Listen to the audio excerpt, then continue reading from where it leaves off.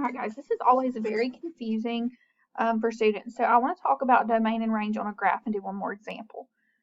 So remember that domain is your x values. Okay. On a graph, remember that your x's run left to right. So what I'm trying to figure out with the domain and range on a graph is where it starts on the left side, where it stops on the right side. So if you notice, this arrow right here means that this keeps on going forever. So it keeps on going forever to the left. So what we use for that is what's called negative infinity. Okay, that's your negative numbers, and that goes on forever to the left side. So you always use parentheses on infinity, comma. Then we're going to go all the way to the right.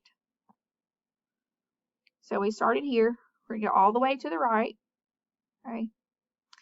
And if you look over here on the right side, again, it's going forever to the right. It never stops. That's what the arrow means. And so what's way over there somewhere is positive infinity. And you always use parentheses. So that's the domain. Then we're going to look at the range. The range is your y values. And remember that y on a graph is the vertical axis. So we're going to talk about going from the bottom to the top.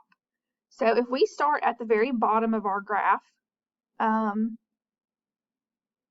here with these two, okay, again, we're talking about how far it's going down, and it goes down forever. So that's your negative numbers. That, again, is going to be a negative infinity. Then we're going to look at going up. So I'm going to go up and see where it stops. So if I start all the way at the bottom and I come up, the place it stops is this point right here. Okay. Now we're talking about the y values. And so the y for this point is 2. So it stops at 2, and you always use a bracket for a filled-in point. And so that would be your answer. So left to right, it goes forever to the left, forever to the right. So your domain is negative infinity to infinity. For the range, it goes down forever, so it's negative infinity.